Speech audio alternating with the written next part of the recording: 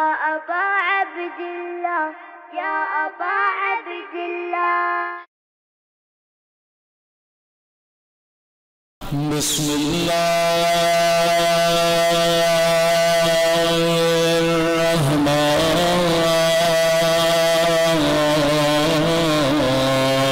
الرحيم.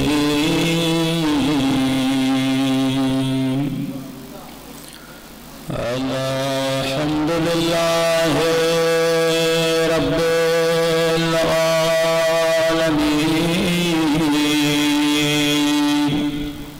الحمد لله كما هو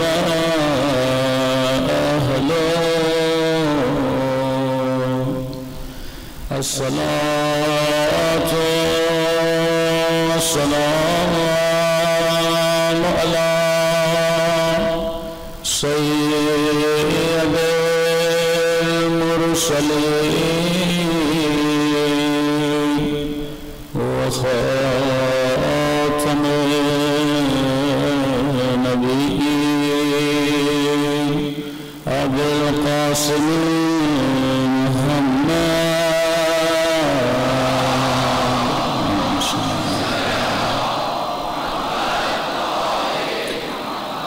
وعلى آله الطيبين الطاهرين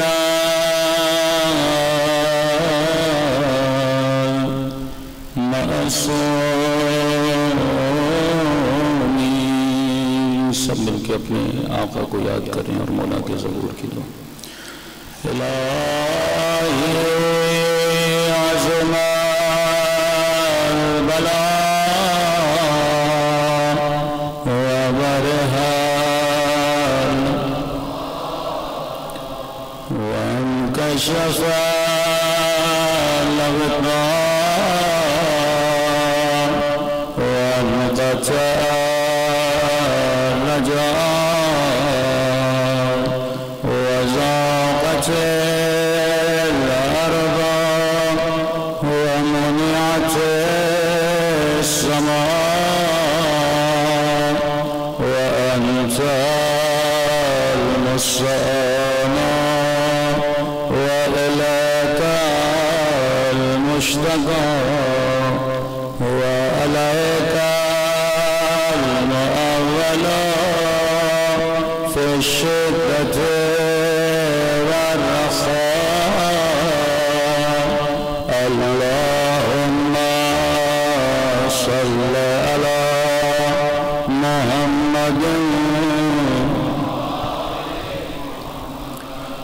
أولي الأمر الذين فرضت علينا طاعتهم وعرفتنا بذلك منزلتهم ففرج عنا بحقهم فرجا عاجلا قريبا كلمح البصر أو أقرب.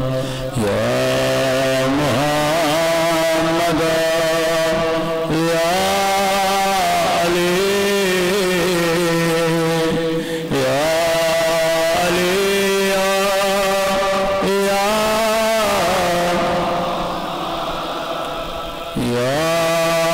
محمد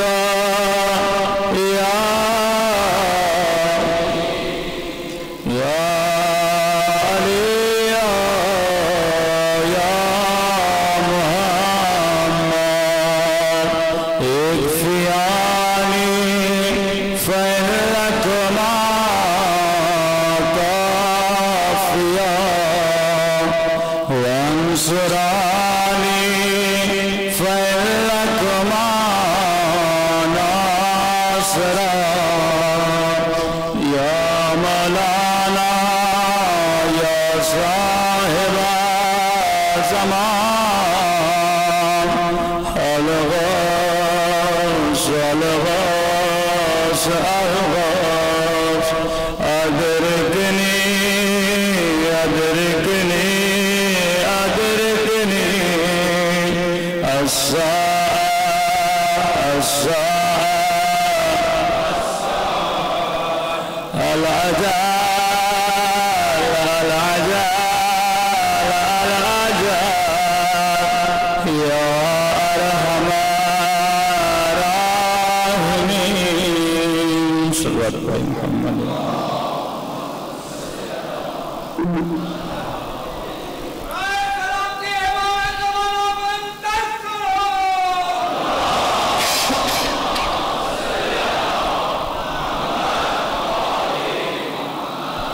بسم اللہ الرحمن الرحیم رب اشرح لی صدری ویسر لی امری واحلل عقدۃ من لسانی یفقهوا قولی اما بعد فقد قال سبحانہ وتعالی فی محکم کتابہ المجید وفرقانہ الحمید وقولہ الحق وهو اصدق الصادقین بسم اللہ الرحمن الرحیم انما ولیکم اللہ ورسولہ والذین آمنوا الذین یقیمون الصلاة ویؤتون الزکاة وهم راکعون صلوات پر محمد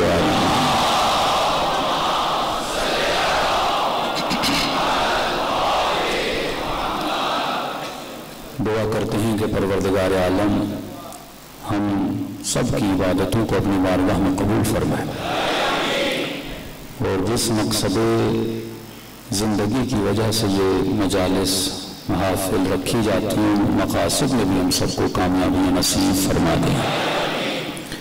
مسلسل ولایت نظری اور ولایت عملی کے عنوان سے گفتگو ہو رہی ہے کہ ارشاد ہوا میں اللہ تمہارا ولی ہوں، ہم سب نے کلمہ لا الہ الا اللہ پڑھا، میرا رسول تمہارا ولی ہے، ہم نے محمد رسول اللہ کہا، پھر کہا وہ میرا ولی ہے جو حالت رکوع میں زکوٰۃ دیتا ہوا نظر آ جائے تو ہم نے علی ولی اللہ پڑھا۔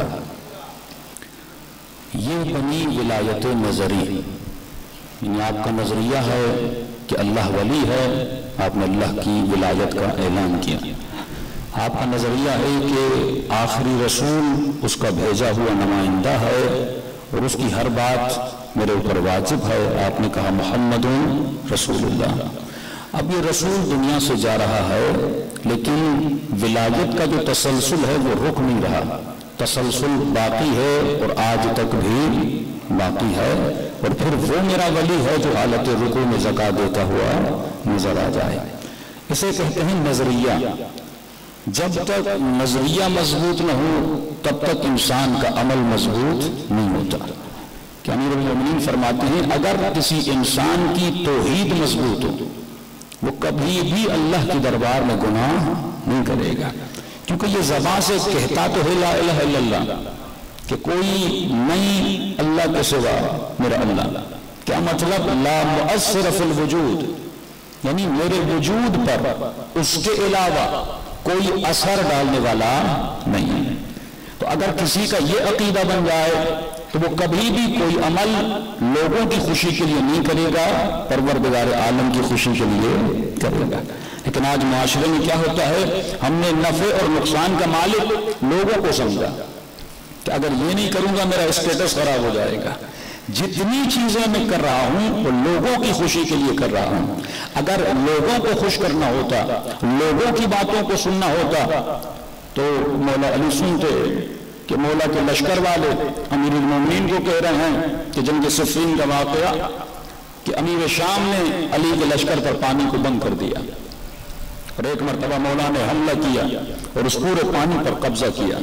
قبضہ کرنے کے بعد مولا علی کے لشکر والے جنہوں نے صرف زبان سے علی کو مانا تھا، جنہوں نے ولایت علی کو سمجھا نہیں تھا، کہنے لگے یا علی اب تو ہم جنگ جیت گئے۔ امام نے کہا تم نے اندازہ کیسے لگایا ہم جنگ جیت گئے؟ کہ یا علی اب انہوں نے پانی بند کیا تھا، ہم بھی پانی کو بند کر لیں گے، لہذا جیسے پیاس آئے گی وہ سارے ہمارے لشکر میں آ جائیں گے۔ امام نے کہا تجھے کس نے کہا ہے کہ علی پانی بند کرے گا؟ تاریخ گواہ ہے، واللہ اگر مولا علی پانی کو بند کرتے، کیونکہ امر آج کے پاس لوگ گئے کہنے لگے کہ اگر علی نے پانی بند کر دیا کسی میں پیاس کی برداشت کی قوت نہیں ہے، سارے علی کے لشکر میں چلے جائیں گے۔ اس نے کہا تم علی کو نہیں جانتے، میں علی کو جانتا ہوں۔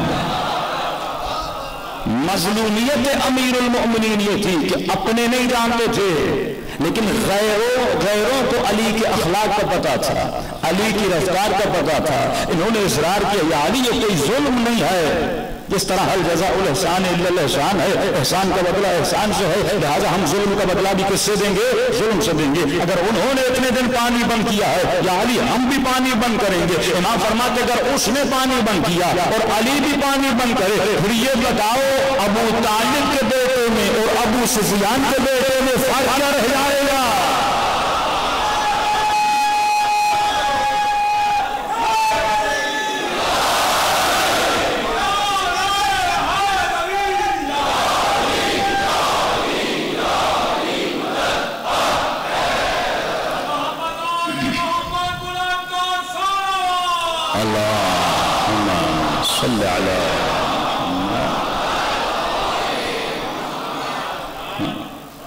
فرق کیا رہ جائے گا کہ میں تو ابو طالب کا بیٹا ہوں، ہم جان دیتے ہیں لیکن اصولوں کو کمپرومائز نہیں کرتے.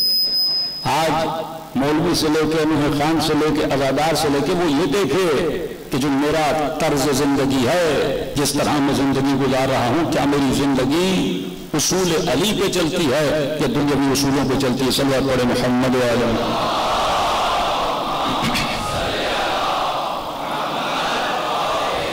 محمد و عجل فرجم. فرمایا ہم کبھی بھی اپنے اصولوں پر کمپرومائز نہیں کرتے. کتنا پیاسا تھا جناب ہور کا لشکر، لیکن امام حسین نے اپنے سارے مشکیزے ہور کے لیے کھول دیے. یہ پیمانہ اہل بیت ہے، یہ کردار اہل بیت ہے، یہ رفتار اہل بیت ہے. لیکن جس نے صرف زبان سے لا الہ الا اللہ کہا، اگر علی جنگ ہار گئے تو کیا ہوا؟ لیکن آج زمانے میں ہارا ہوا ابو سفیان کا بیٹا ہے یا علی ہے؟ آج دنیا یزید کو یاد کرتی ہے یا حسین بن علی کو یاد کرتی ہے؟ وَتُعِزُّ مَن تَشَاءُ وَتُذِلُّ مَن تَشَاءُ. دنیا والے تجھے وقتی عزت دیتے ہیں، لیکن اگر تو اللہ کی عزت کے لیے زندگی گزارتا ہے تو خدا تجھے ابدی زندگی اور عزت عطا کر دیتا ہے. تبھی فرمایا کہ اے علی تم اور تمہارے شیعہ علی منابر من نور، قیامت کے دن یہ نور کے منبروں پہ بیٹھے ہوں گے. انشاءاللہ ہم سب مولا کے شیعوں میں شامل ہو جائیں. لیکن یہ شمولیت کب ہوگی؟ جب تک انسان ولایت نظری کو مضبوط نہیں کرے گا. آج چھوٹے بچے سے پوچھو کہ اللہ پر اعتبار کتنا ہے، وجود خدا پہ توکل کتنا ہے. وہ توکل جو مجاہدین راہ خدا کو تھا، کہ آج ہمارے بچوں میں توکل ہے کہ کہتا مولانا اگر حرام کی نوکری چھوڑوں گا تو پیسہ کہاں سے آئے گا؟ یعنی اتنا بھی توکل نہیں ہے. کم از کم اتنا توکل رکھو جتنا توکل جناب ہور کے وجود میں تھا، جتنا توکل جناب حبیب ابن مظاہر کے وجود میں تھا. زندگی میں اگر یقین نہ ہو، ہم بھی ویسے مسلمان بن جائیں جنہوں نے کہا رسول کو اپنے اونٹ کا نہیں پتا، تو نبی چیک کر رہے تھے کس کے دل میں کتنا ایمان ہے. کل میں نے 2 علمی دلیلیں آپ کو دی. برہان حدوث، یہ پوری کائنات حادث ہے. حادث کا مطلب یہ ہے ایک وقت تھا نہ تھی اور ایک وقت آیا کہ وجود میں آئی، لیکن اس کو جو بنانے والا ہے وہ قدیم ہے، وہ ہمیشہ سے ہے. دوسری دلیل میں نے دی کہ جو چیز آج ہے کل نہیں تھی یا کل نہیں تھی اور آج بنی ہے، اس کو ممکن الوجود کہا جاتا ہے. یعنی ممکن ہے اس کا وجود ہو اور ممکن ہے کہ کل اس کا وجود نہ ہو. تو تمام تر ممکنات کو بنانے کے لیے کسی نہ کسی واجب الوجود کا ہونا ضروری ہے، کیونکہ جو وہ ہمیشہ سے ہو اور تمام تر ممکنات کو کیا کرے؟ خلق کرے. تیسری دلیل بالکل سمپل سی دلائل ہیں، اپنے بچوں کو سمجھایا کریں. چھوٹے چھوٹے بچے ہیں، اگر ان کا خدا پر ایمان مضبوط نہیں ہوگا یہ بچے عابد نہیں بنیں گے، یہ بچے زاہد نہیں بنیں گے. امام حسین کے لشکر کے بچے کا ایمان دیکھیے. قاسم کی ایج کیا ہے؟ 13 سے 14 سال تاریخ میں لکھی ہے. اتنا بدن نہیں ہے کہ بدن پہ ذرا بھی نہیں آ رہی تھی، لیکن جناب قاسم کا جو جذبہ ہے وہ جذبہ حسن بن علی ہے. چھوٹا بچہ ہے لیکن آپ جذبہ دیکھیے. آغائے خامنئی کے پاس ایک شہید کا بچہ، دیکھیے علماء کی سیرت وہی ہے جو اہل بیت کی سیرت ہے. چھوٹا سا بچہ مجمع کو چھیڑتا ہوا آیت اللہ خامنئی کے سامنے جا کے کھڑا ہو گیا اور اس نے بڑا عجیب سے سوال کیا. کہ آقا خامنہئی میرا ایک سوال ہے، چھوٹا سا بچہ 6-7 سال کا بچہ، کہ میرا ایک سوال ہے۔ کہ کون سا سوال ہے؟ کہ یہ بتائیے کہ دنیا کی بڑی بڑی طاقتیں آپ سے ڈرتی کیوں ہیں؟ امریکہ جیسی بڑی طاقت، اسرائیل جو کا وزیر اعظم کہتا ہے کہ اگر 3 ممالک سے خطرہ ہے تو تینوں ممالک کا نام ایران لیتا ہے۔ کہا کہ دنیا کی اتنی بڑی طاقت آپ سے ڈرتی کیوں ہے؟ اب مجھ جیسا کوئی سادہ مولوی ہوتا تو کہتا میرے پروٹوکول کی وجہ سے، میرے گن مین کی وجہ سے، 20 گاڑیاں میرے ساتھ گھومتی ہیں اس لیے امریکہ مجھ سے ڈرتا ہے، یا کہتا تھوڑا میری نماز کی وجہ سے، میری نماز شب کی وجہ سے، میرے اجتہاد کی وجہ سے، میری تقویٰ کی وجہ سے۔ لیکن آقا خامنہئی نے یہ جواب نہیں دیا، کیونکہ خامنہئی کا نام بھی علی ہے اور یہ عمل بھی سیرت علی پر کرنے والے ہیں کہ کبھی بھی یہ مت سمجھو کہ کائنات میں اثر ہے تو تیری ذات کی وجہ سے ہے، کائنات میں اگر احترام ہے تو تیرے ذات کی وجہ سے ہے۔ جو لوگوں کے دلوں میں اپنی محبت دنیاوی اسباب کی وجہ سے پیدا کرنا چاہتے ہیں کہ مثلا ہم نے بڑا پروٹوکول رکھ لیا تو لوگ ہماری عزت کریں گے، بڑی گاڑیاں رکھ لی تو لوگ ہماری عزت کریں گے، زیادہ مال آ گیا تو لوگ ہماری عزت کریں گے، بڑا گھر بنا لیا تو لوگ ہماری عزت کریں گے، تو جب یہ چیزیں چلی جائیں گی تو لوگ بھی تیری عزت نہیں کریں گے۔ ایسی چیز کی وجہ سے اپنی عزت بنا جس کو اللہ نے بقا عطا کی ہے۔ تو آقا خامنہئی نے سمپل سے جواب دیا کہ میرے لال دنیا ہم سے اس لیے ڈرتی ہے کیونکہ ہم خدا سے ڈرتے ہیں۔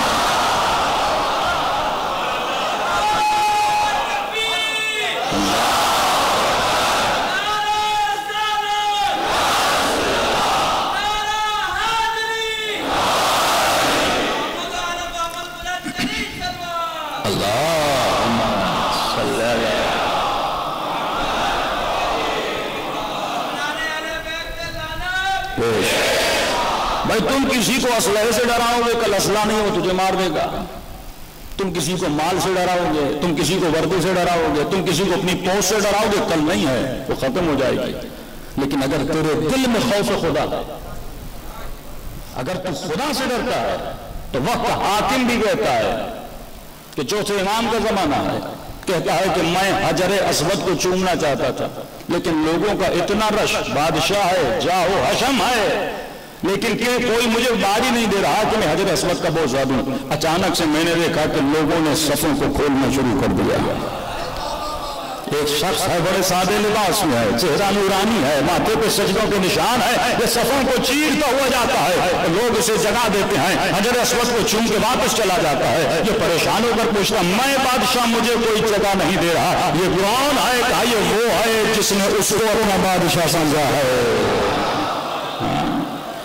جس نے اپنے دل میں خوف خدا کو اجاگر کیا ہے۔ وَتُعِزُّ مَن تَشَاءُ وَتُذِلُّ مَن تَشَاءُ، تجھے عزت دینے والا پروردگار عالم ہے، دنیا والے تجھے عزت نہیں دیتے، تو اے انسان اپنی عزت بنا، اللہ کے دربار میں عزت بنا کر، دنیا کے اسباب کے ذریعے سے اپنی عزت کو نہ بنا۔ اور یہ عقیدہ کب بنتا ہے؟ جب انسان کی توحید کا عقیدہ مضبوط ہو جاتا ہے، اپنے رب کو پہچان، الذین یتفکرون فی خلق السماوات والارض، میرے کچھ ایسے بندے ہیں جو زمین و آسمان کی خلقت میں فکر کرتے ہیں، اور جب فکر کرتے ہیں تو میں انہیں نتیجہ دیتا ہوں، ان کے دل میں توحید مضبوط ہوتی ہے، اور جس بندے کی توحید مضبوط ہو جائے وہ سر قلم بھی کروا دیتا ہے لیکن اللہ کی نافرمانی نہیں کرتا۔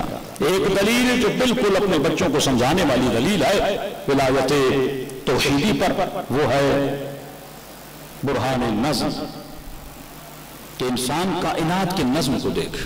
ایک عقیدہ ہے کہ کائنات بم دھماکے سے بن گئی، بگ بینگ سے کائنات بن گئی، خود بخود بن گئی۔ تو معصومین فرماتے ہیں جو بھی عقیدہ رکھیں، بچے آپ کو یونیورسٹیز میں جائیں گے انہی مسائل کا گرفتار ہو جائیں گے، اسے کہیے میرے لال اگر کائنات دھماکے سے بنی، خدا نہ خواستہ کسی جگہ پہ دھماکہ ہو جائے تو دھماکہ چیزوں کو بکھیر دیتا ہے، سمیٹتا نہیں ہے۔ اگر دھماکہ ہوتا تو ہر چیز ٹوٹی پھوٹی ہوتی، لیکن اس کائنات میں عظیم نظم ہے، یہ نظم بتا رہا ہے اس کا کوئی ناظم موجود ہے، اس کو کوئی نظم دینے والا۔ یہی آکسیجن جو آپ لے رہے ہیں، کاربن آپ کے منہ سے باہر نکلتا ہے، یہ بڑا زہریلا ہے، یعنی سارے انسان سانس لیں اور باہر وہ کاربن نکالیں تو سارے انسان پھر واپس میں کیا کریں؟ پھر ان کو آکسیجن چاہیے۔ خدا نے کتنا نظم بنایا ہے، پھر درختوں کو بنا دیا ہے، وہ اس چیز کو لیتے ہیں، پھر آپ کے لیے آکسیجن کو کیا کرتے ہیں؟ کریٹ کرتے ہیں۔ نیوٹن کا جملہ، نیوٹن کہتے ہیں جب میں نے روشنی کو دیکھا کہ یہ روشنی ہے جس کی وجہ سے آپ کو ہر شے نظر آ رہی ہے، اگر روشنی نہ ہو تو آپ کی آنکھ چیزوں کو دیکھ نہ پائے، تو کہتا ہے کہ جب میں نے روشنی کو دیکھا، پھر انسان کی آنکھ کے سسٹم کو دیکھا، مجھے یقین ہوا کہ جس نے روشنی بنائی ہے اسی نے انسان کی آنکھ بنائی ہے۔ یہ نظم، اسے نظم کہتے ہیں۔ آپ لقمہ منہ میں ڈالتے ہیں، روٹی کی صورت میں جاتا ہے، کچھ حصہ خون بنتا ہے، کچھ حصہ وہ جو خون بنتا ہے اس میں سے کچھ حصہ کھال میں بدل جاتا ہے، کچھ گوشت میں بدل جاتا ہے، کچھ دانتوں کو فائدہ دیتا ہے، کچھ سے بال نکل آتے ہیں۔ یہ کتنا نظم ہے جو پروردگار عالم نے آپ کی باڈی میں ایجاد کیا ہے۔ تو اے انسان، اگر نظم پروردگار عالم کو اگر تو سمجھ جائے، یہی آپ دیکھیں سورج ہے، یہی چاند ہے، یہی زمین ہے، اس کے اندر کتنا پروردگار عالم نے نظم پیدا کیا ہے۔ تو یہی نظم اگر آپ بچوں کو سمجھا لیں، مثلا گھر میں خوبصورت پینٹنگ لگا لیں اور میرے بچے کو کہیں کہ میرے لال کی خوبصورت پینٹنگ کس نے بنائی ہے، تو بچہ کہے کہ بابا آپ بتائیے، آپ کا بیٹا رنگ کی پیالی پڑی ہوئی تھی، وہ گر گئی اور اس کے گرنے سے خوبصورت پینٹنگ بن گئی، تو بچہ کہے گا بابا بیوقوف کسی اور کو بنائیے، رنگ کی پیالی کے گرنے سے کوئی پینٹنگ بنتی ہے؟ تو ارے تمہاری چھوٹی پینٹنگ کسی بنانے والے کے بغیر نہیں بنتی، تو کائنات کسی بنانے والے کے بغیر کیسے بنے گی؟ اللہ اکبر، یا رسول اللہ۔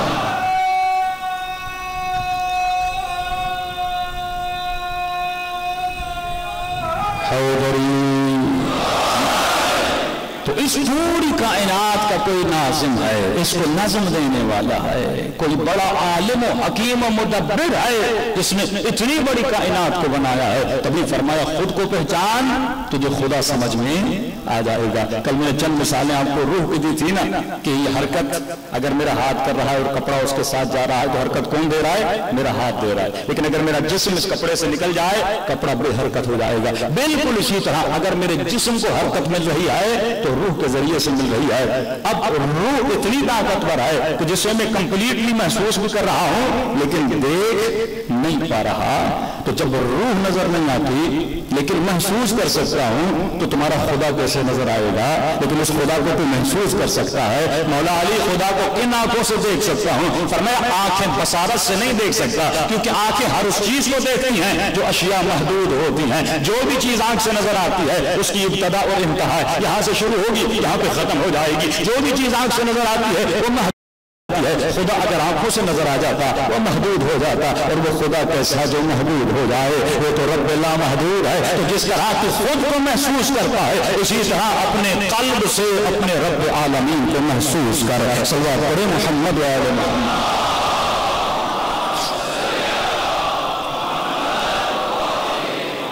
اب ہزاروں چیزیں ایک مجلس میں گنجائش نہیں ہوتی، ایک ایک کر کے آدمی یعنی بچوں کے ذہنوں میں باتیں بیٹھ جائیں۔ چند مثالیں دیتا ہوا آگے بڑھوں۔ دنیا کی کون سی کمپنی ہے جو ڈیلی بیسس پہ نئے ماڈل بنائے؟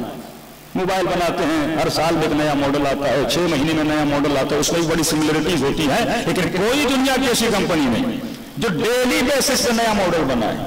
لیکن وہ وحدہ لا شریک ہے، نہ اس جیسا کوئی ہے نہ اس کی مخلوق جیسا کوئی ہے۔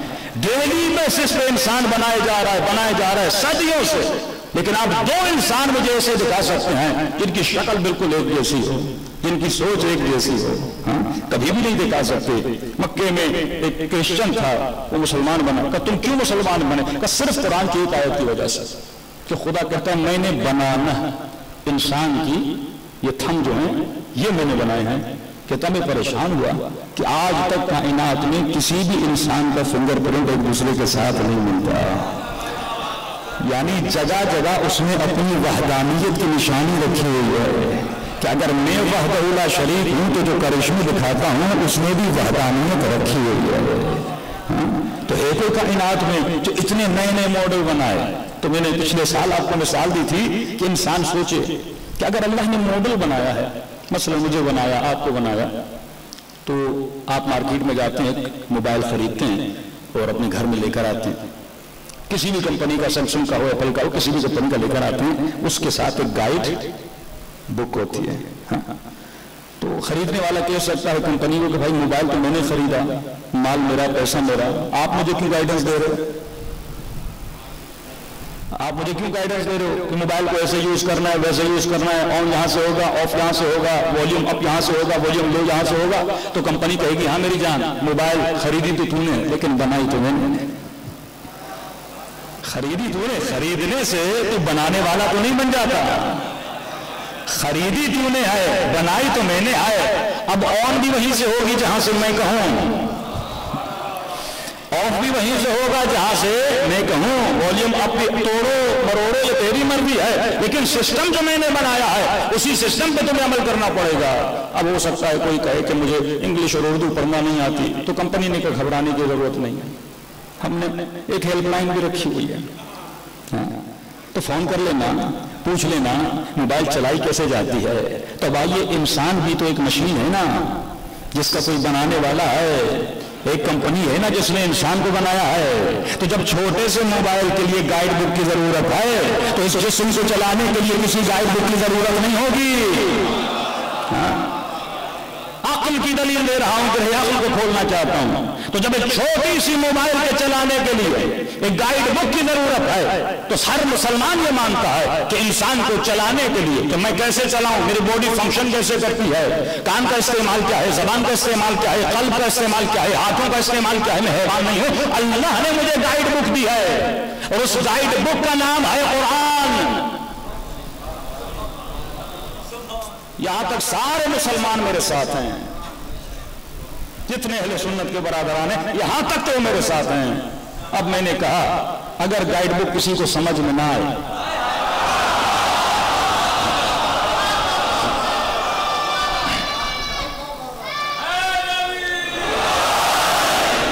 اگر کوئی عقلانی جواب ہو تو مجھے دیجیے۔ اگر گائیڈ بک کسی کو سمجھ میں نہ آئے، یہاں تک تو ساتھ ہے، ہاں بھائی گائیڈ بک دی ہے کہ قرآن پڑھو اور سیکھو زندگی کیسے گزارنی ہے، لیکن جس طرح عام کمپنی گائیڈ بک میں کسی کو انگلش نہیں آتی، کسی کو اردو نہیں آتی، کسی کو زیادہ پتہ نہیں، وہ بیچارہ چاہتا ہے کہ سمجھے، تو کمپنی نے رکھی ہے ہیلپ لائن۔ تو اے خدا اگر مجھے تیری گائیڈ بک سمجھ میں نہ آئے تو اللہ کہتے گھبرانا نہیں، میں نے بھی تیرے لیے 12 ہیلپ لائنیں جو رکھی ہوئی ہیں۔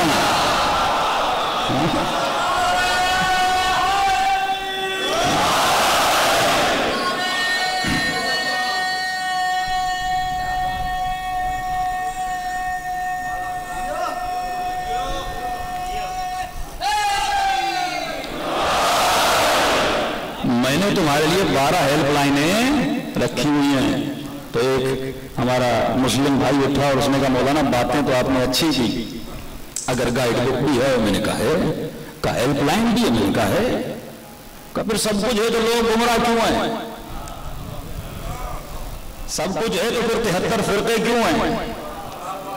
میں نے کہا اگر ہیلپ لائن ہو سیمسنگ کی اور تم نمبر ملاؤ ایپل کا،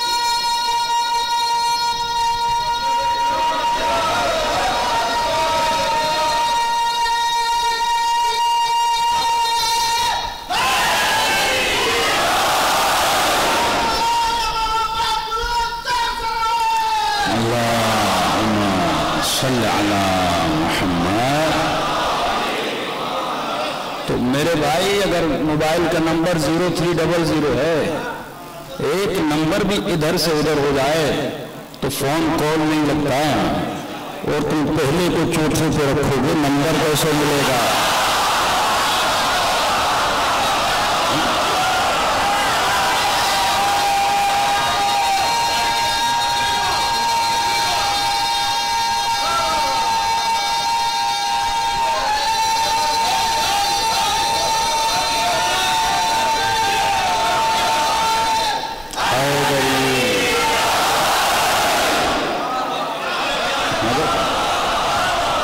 میں نے کوئی حدیث نہیں پڑھی، عقلانی باتیں ہیں کہ اگر غلط نمبر ملاؤ گے تو غلط کمپنی ڈائل ہو جائے گی، اور پھر جب غلط نمبر مل جاتا ہے تو جواب یہ آتا ہے مسئلہ بیٹی سے پوچھ کے آتا ہوں۔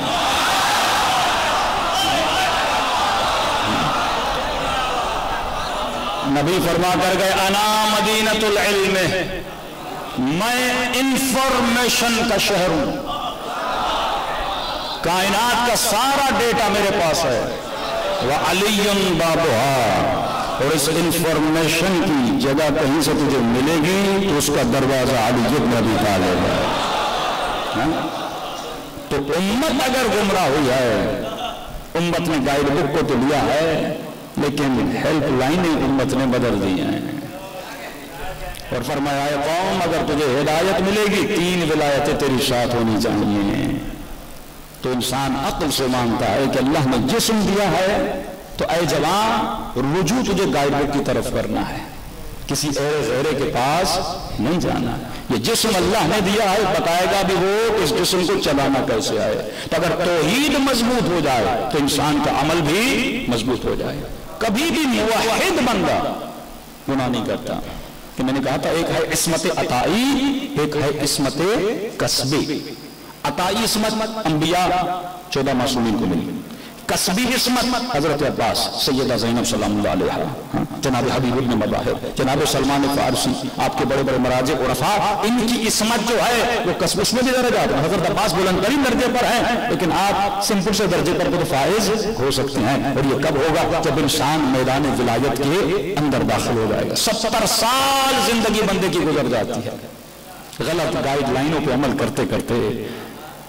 मैं जवानों को कह रहा हूं कम से कम डेली 20 पेजेस पढ़ा करो, वाजिब कर दो खुद पे कि मुझे 20 सफ़े, चलो 20 नहीं तो 10 सफ़े, कम से कम डेली 10 सफ़े इल्म दीन हासिल किया करो। कुरान की कोई तफसीर उठा लो, तारीख का कोई किताब उठा लो, अंबिया की कोई किताब उठा लो। अब आप देखेंगे साल में ये सफ़े कितने हो जाएंगे, साढ़े तकरीबन 3000 सफ़ों से ज्यादा, मतलब उससे भी ज्यादा। यानी आप कितनी किताबों का मुताला कर लेंगे अगर अपने ऊपर क्या कर लें, वाजिब कर लें। लेकिन इसी जमात से पूछो भी साल में ड्रामे कितने देखे हैं, इसे याद ही नहीं। इस सैयदा ज़ैनब की चाहने वाली से पूछो हाँ भाई डेली बेसिस पे, पहले तो ड्रामे हफ्ते में 1 बार आते थे, अब तो डेली आ रहे हैं। इसको जल्दी जल्दी काम निपटाना होता है, ड्रामा आने वाला है। इतना इंतजार अपने इमाम वक्त का भी नहीं करती जितना एक ड्रामे का करती है। हाँ, बच्चों को बचपन से सिखा लो, बच्चे पढ़ेंगे तो सीखेंगे, बच्चे किताबों का मुताला करेंगे तो सीखेंगे। क्यों आज अवाम का मेयार यह है कि गलत पढ़ने वाला भी पढ़ के जाता है, वाह वाह होती है, सही पढ़ने वाला भी पढ़ के जाता है, वाह वाह होती है। क्योंकि अवाम का मुताला नहीं है, अवाम की स्टडी नहीं है, तो जाहिर पढ़ने वाले के दिल में खौफ ही नहीं है कि जो पढ़ दूं लोग तो सुन लेंगे। यही है मजलिस रस्म थोड़ी है, तुम घरों से उठ के आए और मेले लगा के बैठ गए हो भाई मजलिस इमाम हुसैन सुनने आया हूं, फला जगह इतना मजमा था, फला जगह इतना मजमा था। सवाल ये मजमों को नहीं देखो, ये देखो कि इन मजमों में से कितने लोग हबीब इब्न मबाहिर बन के उठे हैं।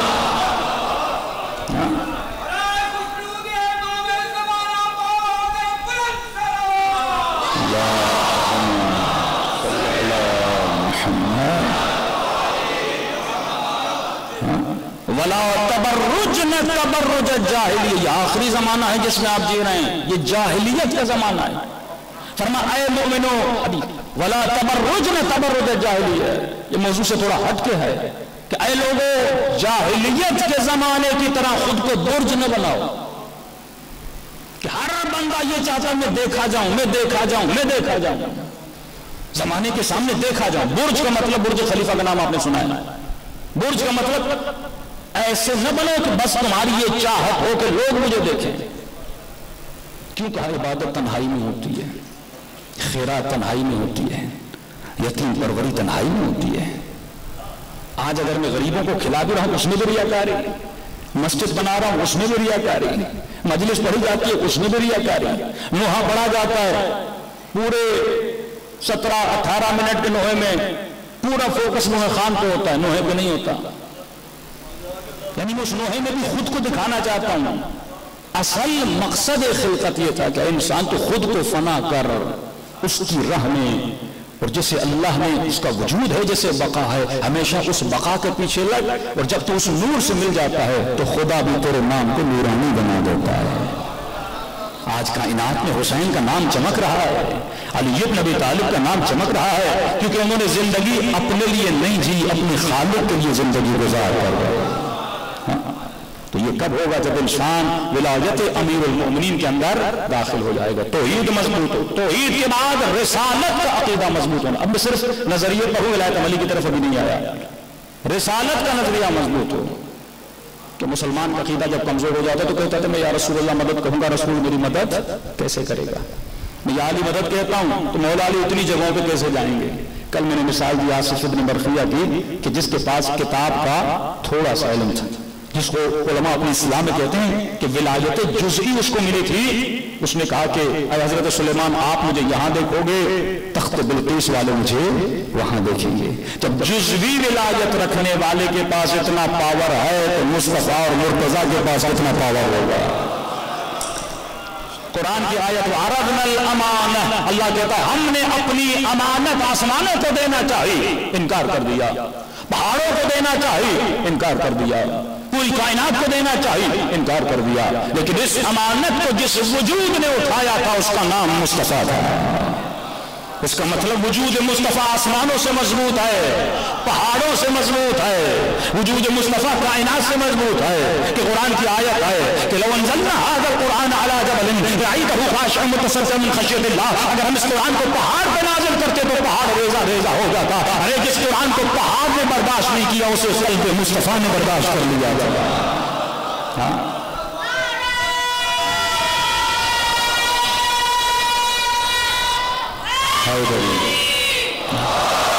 یہ طاقتور وجود ہے، یہ ولایت الہی رکھنے والا وجود ہے۔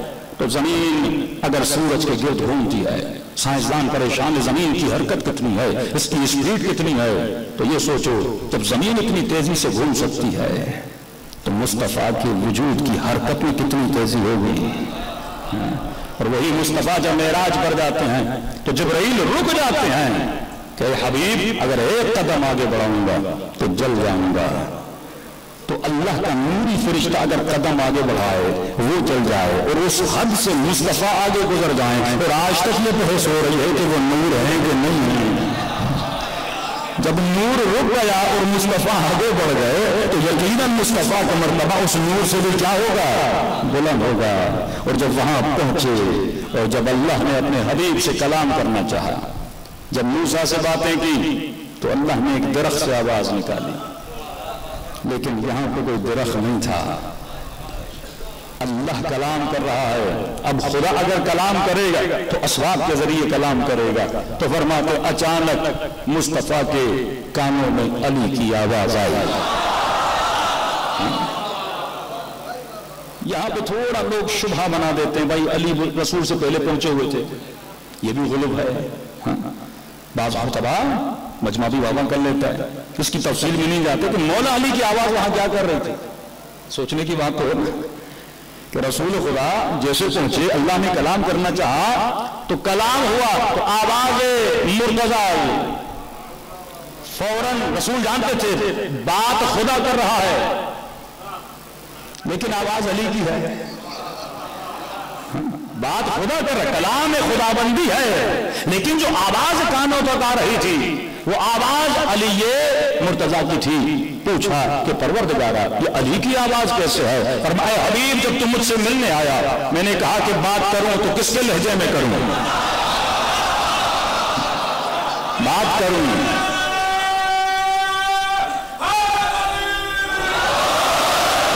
حبیب بات کروں تو کس کے لہجے میں کروں؟ میں نے تمہارے دل میں دیکھا جس شخص کی سب سے زیادہ محبت تھی، میں نے اسی کے لہجے میں تیرے ساتھ باتیں کی۔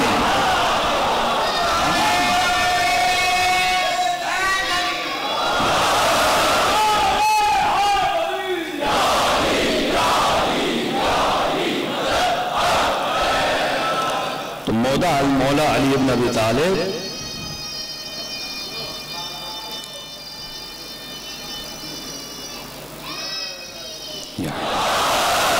تو مولا کا وجود زمین پر ہی تھا، یہ نہیں کہ رسول سے پہلے وہاں پہنچا ہوا تھا، نہیں، اللہ نے دیکھا اے حبیب تیرے دل میں محبت کس کی ہے، لہذا اگر عاشقانہ باتیں کرنی ہوں تو لہجہ بھی وہی اپنایا جاتا ہے نا۔ اللہ کا اپنا تو کوئی لہجہ ہے ہی نہیں، اللہ کی اپنی تو کوئی آواز ہے ہی نہیں، تو دیکھا مصطفیٰ سب سے زیادہ کس سے محبت کرتے ہیں؟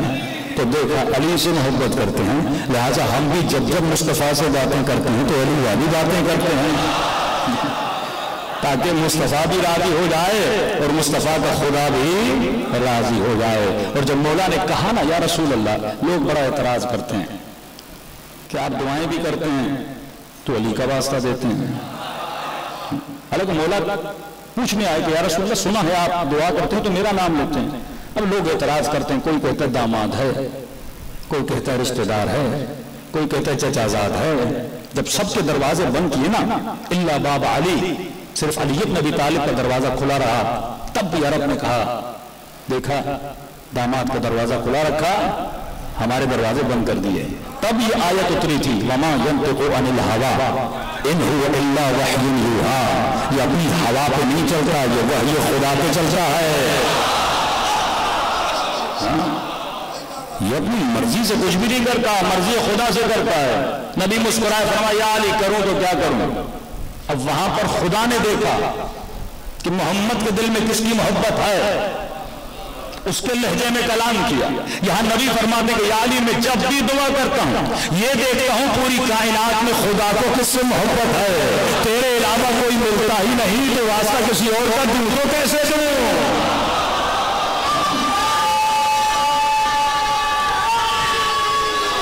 یا علی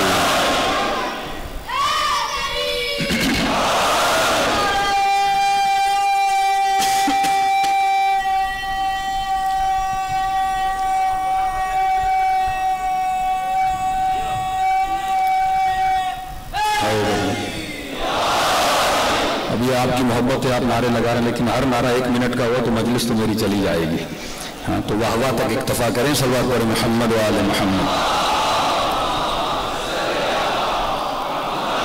وآل محمد وعجل فرجهم۔ تو تبھی ہم بھی اپنی مجلسوں میں، محفلوں میں اگر اہل بیت کا ذکر کرتے ہیں تو دیکھا قلب مصطفیٰ میں محبت اہل بیت ہے، نگاہ خدا میں محبت اہل بیت ہے، اور جس سے محبت ہوتی ہے نا اگر کوئی اس کا شبیہ بن جائے،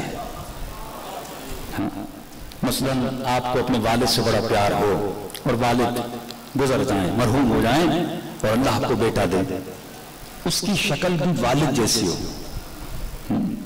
تو دوسرے بیٹوں سے اس بیٹے سے محبت زیادہ ہوتی ہے۔ اگر خدا کو علی بن ابی طالب پیارا ہے، اگر خدا کو سیدہ زینب پیاری ہیں، اگر خدا کو اہل بیت پیارے ہیں، تو اگر تو خود کو شبیہ کردار اہل بیت بنائے، شبیہ کردار رسول بنائے، سیرت میں صورت میں دونوں میں۔ بعض لوگ کہتے ہیں مولانا سیرت اچھی ہے لیکن چہرے پہ داڑھی نہیں رکھیں گے، میں نے کہا نہیں، دونوں چیزیں ہوں گی، یہ واقعہ کل سناؤں گا۔ سیرت میں صورت میں تمہارا حلیہ بھی ایسا ہونا چاہیے کہ دنیا یہ نہیں کہ ماڈرن برگر بچہ آ رہا ہے، نہیں، دور سے شکل مسلمانوں والی ہو، کپڑے مسلمان والوں ہوں، تمہاری ڈیزائننگ، تمہارے کپڑے، ہر چیز مسلمان والے ہیں۔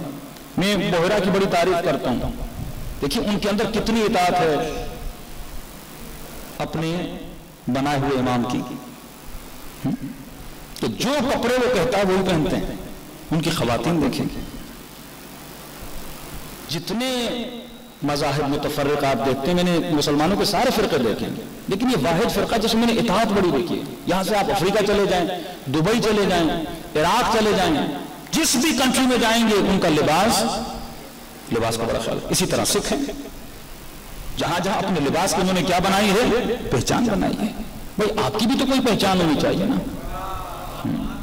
اچھی پہچان، اچھا لباس پہنو، اچھا کردار بناؤ۔ چلو لباس میں کوئی پابندی نہیں ہے، لیکن لباس ایسا ہو، آج جوان زیادہ تر پینٹ شرٹس پہنتے ہیں، چلو پہنے، منع نہیں ہے، لیکن چھوٹی شرٹس پہننا مکروہ ہے۔ گھٹنوں تک کم از کم انسان کی قمیض ہونی چاہیے۔ جب آپ سجدے میں جاتے ہیں پیچھے کوئی بندہ نماز ہی نہیں پڑھ سکتا، بعض کی تو حالت ایسی ہوتی ہے۔ ہم عراق میں گئے، ایک عرب غصے میں اس نے تو مار دیا پیچھے اس کو، وہ بیچارہ ایرانی رونے لگا۔ اس نے کہا بدبخت امیر المومنین کے حرم میں آئے اور اتنے بے حیا کہ تجھے اندازہ نہیں تو اللہ یہ کیسی نماز ہے؟ یہ نمازیں قبول نہیں ہوتی کہ جس نماز میں بندے کو حیا ہی نہ ہو، میں خدا کے سامنے کھڑا رہا ہوں اور مجھے لباس پہننے کی تہذیب اور تمیز نہیں ہے۔ کوئی شورٹس میں نماز پڑھ رہا ہے، کوئی نیکر میں نماز، کون سی نمازیں تم پڑھ رہے ہو؟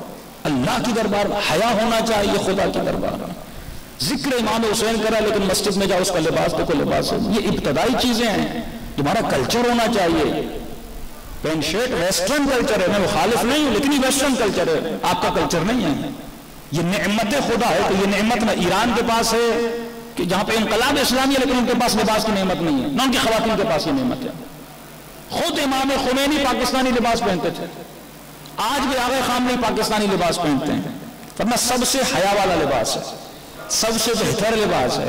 اچھا عرب دشداشا پہنتے ہیں، ہم بھی پہنے ہوئے ہیں، دشداشا میں بڑی تکلیف ہوتی ہے، آدمی دوڑ نہیں سکتا کچھ۔ آپ کی جو قمیص ہے اس کی جو ڈیزائن ہے بہت اچھی ہے، اس میں حیا بھی ہے، وہ سوشل بہترین لباس خدا نے آپ کو عطا کیا ہے۔ تو انسان کو اپنے لباس کا خیال رکھنا چاہیے، اپنے چہرے اپنے حلیے کا خیال رکھنا چاہیے، اسی طرح خواتین ہیں اپنے حجاب کا خیال رکھنا چاہیے۔ کہ مشہور ہے بیان چولی شیعوں کا علاقہ ہے، اس گلیوں میں اگر کوئی غیر شیعہ ہے وہ دیکھ کر کہے ہاں واقعا یہ علی کی ماننے والیوں کو محلہ ہے۔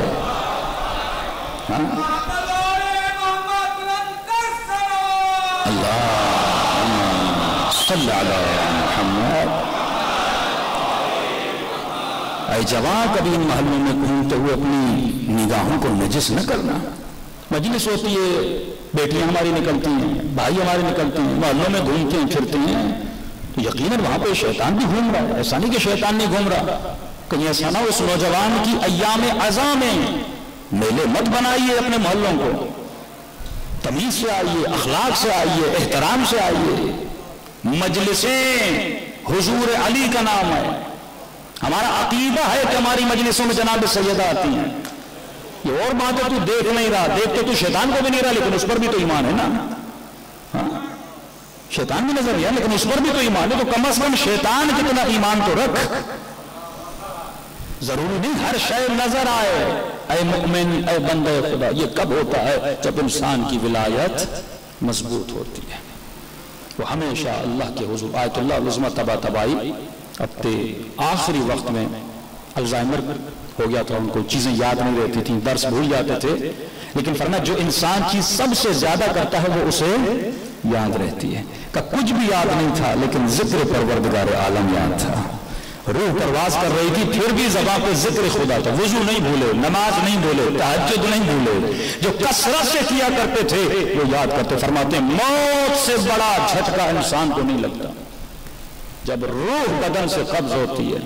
یہ ایک ایسا احساس ہے جو میں ممبر سے بتا نہیں سکتا، نہیں میں نے چکھا ہے لیکن جو پڑھا ہے، جو دیکھا ہے کہ موت سے بڑا جھٹکا انسان کی زندگی میں نہیں آتا، اور ایسا جھٹکا انسان ہر شے بھول جاتا ہے۔ کہ ایسا نہ ہو اس جھٹکے میں تو علی کو بھول جائے، تو امام حسین کو بھول جائے، اور واقعاً اگر تم نے سال میں 10 دن 20 دن 2 مہینے امام حسین کو یاد کیا تو بھول جاؤ گے، لیکن اگر دائم ذکر رہو، اذکر اللہ ذکرن کثیرا، اپنی گاڑی میں اپنے گھر میں ہمیشہ ذکر صلوات پڑھا کرو، اور معصوم کا وعدہ ہے جو کثرت سے صلوات پڑھتا ہے اسے تب تک موت نہیں آتی جب تک ہماری زیارت نہیں کر لیتی۔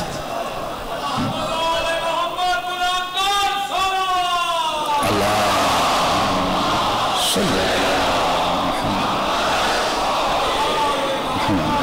آج وقت نہیں، کل میں 2-3 واقعات آپ کو سکرات کے سناؤں گا کہ جن مومنین نے روح قبض ہوتے ہوئے اہل بیت کی زیارت کی۔ فرمایا کہ تمہارے ماں باپ بھی تو سے اتنی محبت نہیں کرتے جتنی ہم اہل بیت تجھ سے محبت کرتے۔ کوفے کا رہنے والا تجارت کے غرض سے کوفے سے باہر گیا، واپسی کے راستے میں سے نقصان ہوا، جو مال لے گیا سارا گنوا دیا، بالکل خالی ہاتھ آ کے کوفے کے راستے میں واپس آیا۔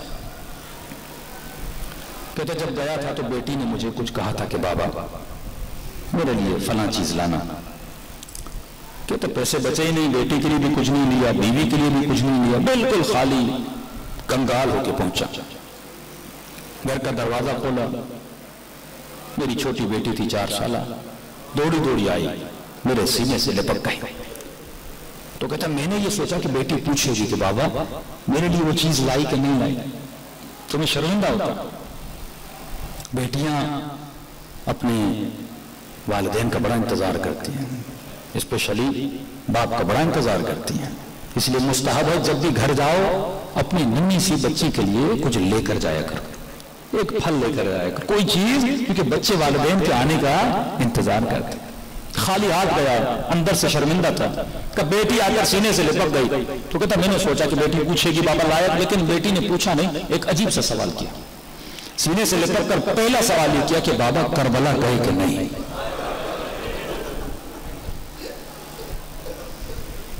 اس وقت جو بھی اس سرزمین کا نام تھا بیٹی نے لیا.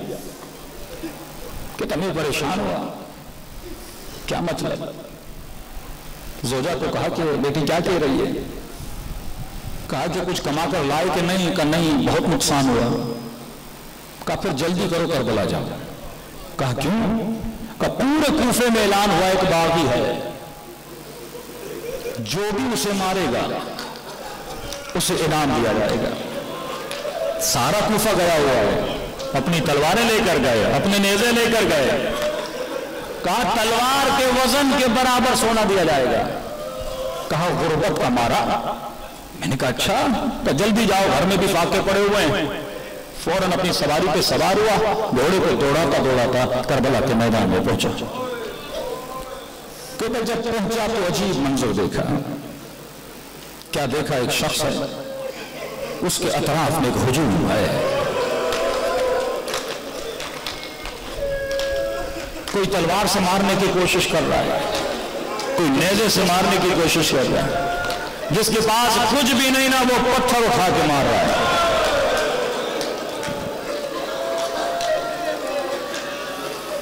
کہتا میں نے بھی ایک پتھر لیا اور آگے بڑھا تاکہ اسے ماروں. باغی کا مطلب جو دین سے خارج ہے, باغی کا مطلب جو نماز کا مخالف ہے, باغی کا مطلب جو حلال خدا کو نہیں کرتا. باغی کی بڑی بری اصطلاح ہے. کہتا میں آگے بڑھا تاکہ اس کو پتھر ماروں.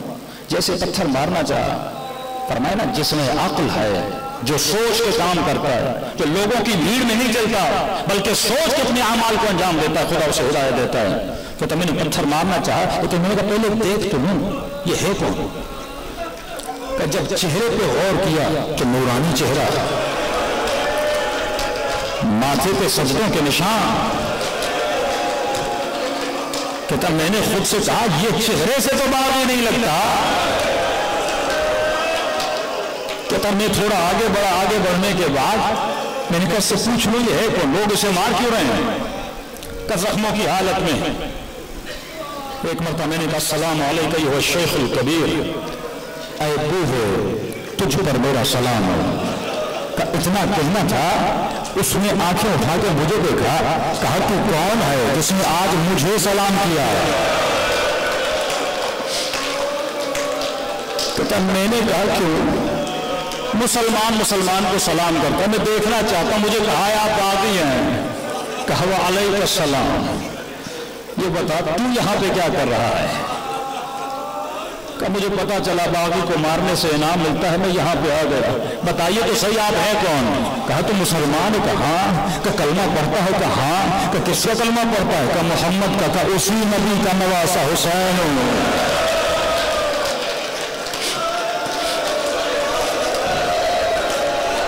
مجھے نہیں پتا اس مومن پہ کیا گزری ہوگی, پورے بدن پہ لرزہ طاری ہوا, خود کو آقا سے قدموں پہ گرا دیا. مولا واللہ مجھے پتا نہیں تھا, مجھے تو بتایا گیا کوئی باغی ہے, میں تو اسلام کمانے آیا تھا. مولا. امام نے کہا کوئی بات نہیں, وہ اپنی ذات سے محبت نہیں کرتے, وہ خدا سے محبت کرتے ہیں. کہ کھڑا ہو جا, کوئی بات نہیں.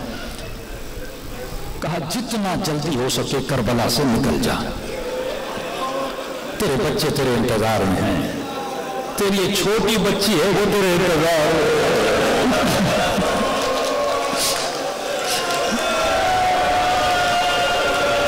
کہ مولا میں آپ کو چھوڑ کے نہیں جا سکتا, مولا میں نہیں جاؤں گا. امام نے فرمایا دیکھ لے, اگر میں شہید ہو گیا اور تو حدود کربلا میں رہا تو جہنمی بن جائے گا. میں نہیں چاہتا تو جہنمی بنے, جلدی کر نکل جا. مولا نے جان کہ تمہارا نام شہداء میں نہیں ہے, مجھے نہیں پتا حسین کیوں بھیج رہے ہیں, شاید اس لیے بھیج رہے ہوں جا کوفے میں میری مائیں بہنیں آنے والی ہے.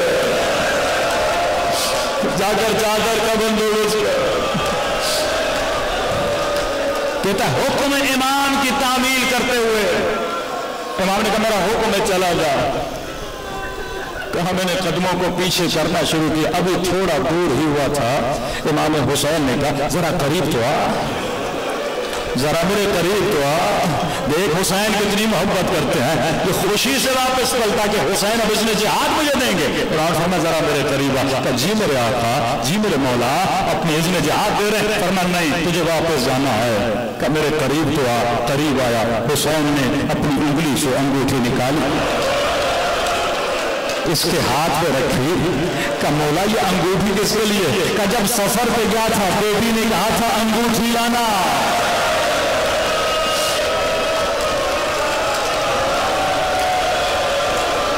تجھے یاد نہیں تھا پر حسین کو یاد ہے. کرو گے ایسے مولا سے بے وفائی, دکھاؤ گے ایسے مولا کا دل جسے تیری بھی پرواہ ہے, تیرے بچوں کی پرواہ ہے.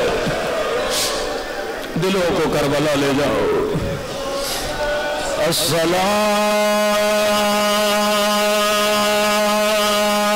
علی الحسین وعلی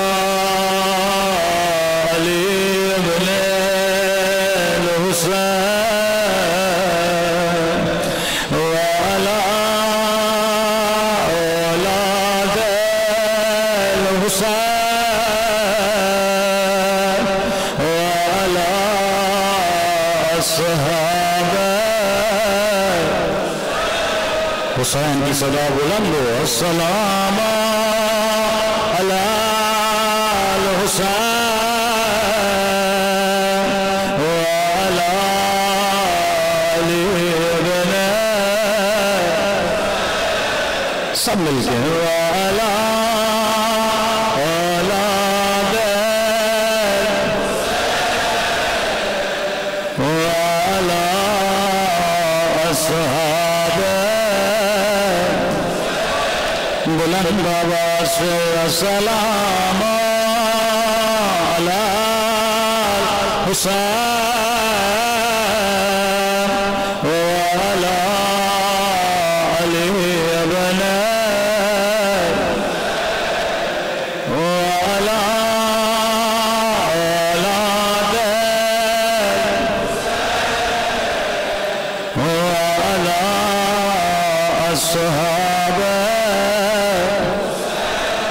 میرا سلام ہو زینب کی اسیری پہ,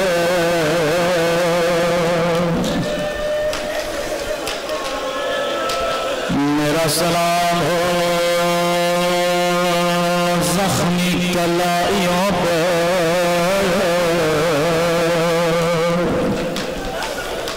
میرا سلام ہو علی اصغر کی ننھی سی گردن پہ, میرا سلام ہو علی اکبر کے چھلنی سینے پہ, میرا سلام ہو قاسم کی لاش کے ٹکڑوں پہ, میرا سلام ہے رباب کی اجڑی ہوئی گود.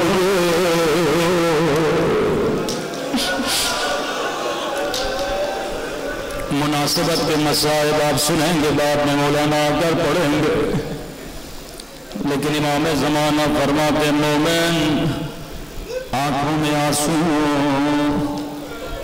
سب سے پہلی دعا میرے ظہور کی دعا. اللہ جانے میرا ظہور کب ہوگا, میں کب ٹوٹی ہوئی پسلیوں کا بدلا لوں, کب اس ظالم کو نکال کر سزا دوں گا, تب زینب کی لپی ہوئی چادر کا بدلا لوں گا. آئیے آج تمام شہداء کا میں واسطہ دوں تاکہ خدا کسی کو خالی ہاتھ نہ لوٹائے. قیدی بیویوں نے ایک جملہ کہا تھا، وہ جملہ یہ تھا، فرمایا دکھ اس بات کا نہیں تھا کہ غیروں نے نہیں پہچانا، دکھ اس بات کا تھا کہ اپنوں نے نہیں پہچانا.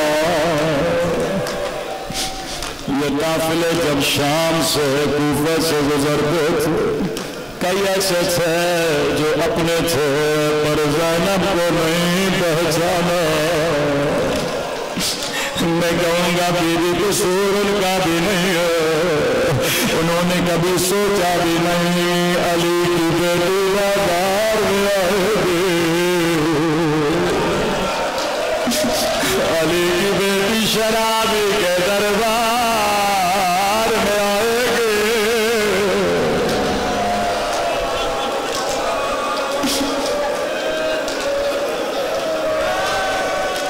ایک چھوٹی سی بچی تھی، جب یتیم ہوئے حسین گھر لے کر آئے، اپنے گھر میں پالا بڑا کیا، اسے قرآن زینب نے پڑھایا، اسے حجاب زینب نے سکھایا. جب جوان ہوئی شادی ہو گئی، ہر سال مدینے آتی تھی، رو کر کہتی تھی مولا کب میرے گھر آؤ گے.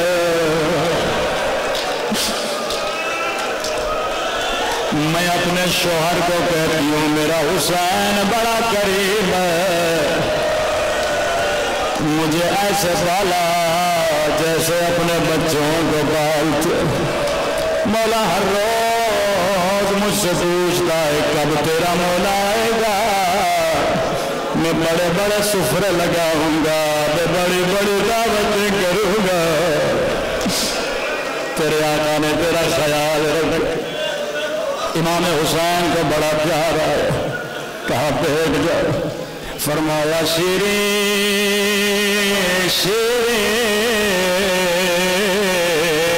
ہم آئیں گے لیکن تو پہچان.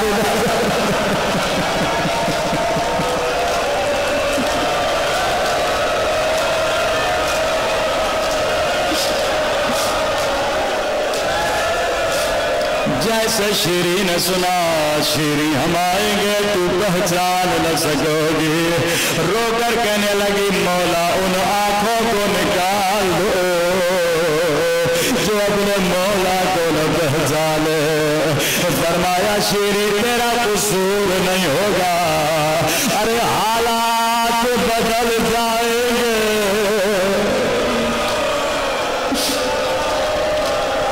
لیکن شیریں حسین کی ایک وصیت یاد رکھنا، مولا پہ جان قربا. فرمایا شیریں قیدیوں کا خیال رکھنا، قیدی بڑے مظلوم ہوتے ہیں. شیریں کو یہ جملہ سمجھ میں نہیں آیا، واپس اپنے وطن چلی گئی. اپنے شوہر کو بولا جب بھی کوئی قیدی دیکھو گھر لے کر آنا، میرے مولا کی وصیت ہے. عزیز و حالات بدل گئے، او زینب کی چادر لٹ گئے، او سکینہ یتیم ہو گئے.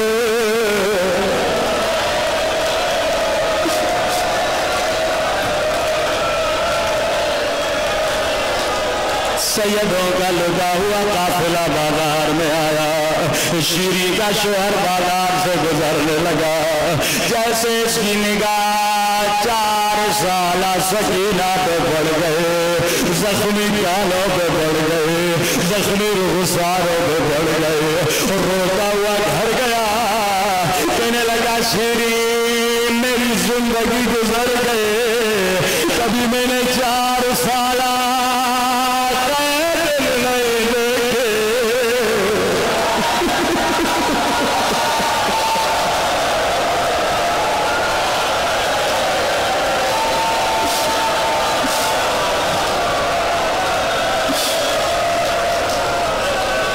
شیری میری زندگی گزر گئے کبھی میں نے 4 سال قید نہیں دیکھی اگر اجازت ہو قیدیوں کو گھر لاؤ تو جلدی کرو میرے مولا کی وصیت یہاں قید بیویوں کا قافلہ شیرین کے گھر میں آیا عجیب منظر تھا جسے زینب نے حجاب سکھایا تھا اس کے سر پہ چادر تھے پر علی کی بیٹی ہائے علی کی بیٹی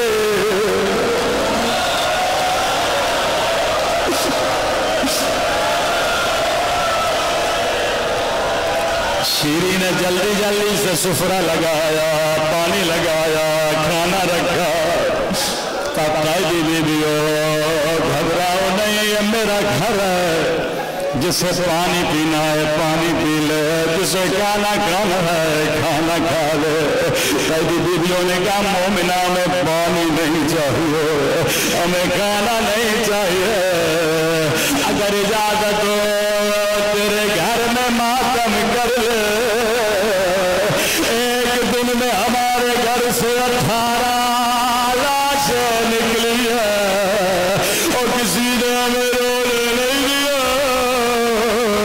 بڑے خوش نصیب حسین کا ماتم کر رہے ہو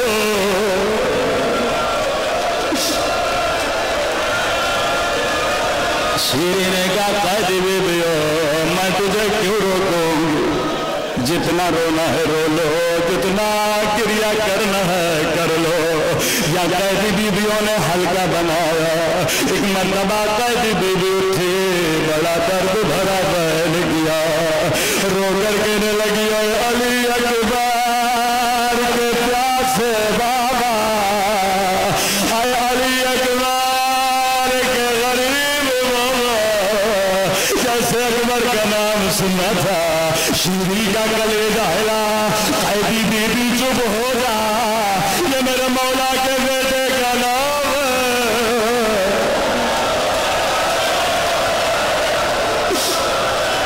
اللہ اکبر پہ میرے بچے قربان کر دے بیویاں چپ ہو گئیں شیری تیرا گھر ہے اجازت نہیں تو نہیں روئیں گے نہیں قیدی بیویوں میں تجھے روکوں گی نہیں لیکن اکبر کا نام لے کے ماتم نہ کرو اگر تیرے مقبول کا کوئی بھائی ہے اس کا نام لے کے ماتم کرو یا بھائی کا نام آنا تھا پھر سے کوئی قیدی بیوی اٹھی اور بیان کیا آئے عباس کے پیاسے بھیا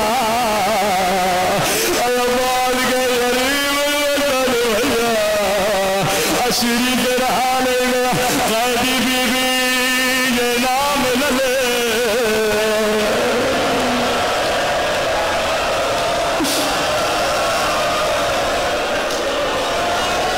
قیدی بیویاں بیٹھ گئے تب قیدی بیوی یہ بھی میرے مولا کے بھائی کا نام ہے اگر کی کوئی بیٹی ہے اس کا نام لے کے بیان کرو پھر سے کوئی قیدی بیوی اٹھی آئے سکینہ کے پیاسے بابا آئے سکینہ کے غریب بابا شیری نے کہا قیدی بیویوں یہ تو مدینے والوں کے نام ہے اللہ میرے مولا کی خیر کرے کہنے لگی قیدی بیویوں تو نے مجھے بڑا رلایا اپنی جگہ سے اٹھ دیا کہتی ہے قیدی بیوی تجھے آخری مہلت دیتی ہو اگر تیرے مقبول کی کوئی بہن ہے اس کا نام لے کے بیان کرو تاریخ کے جملے اب کوئی اور بیوی نہیں تھے ایک مرتبہ زینب اٹھی اور بیان کیا آئے اجڑی ہوئی زینب کے پیاسے بھیا آئے اجڑی ہوئی زینب کے غریب بھیا اب شیری کو سمجھ نہیں آیا خود کو بیوی زینب کے قدموں پہ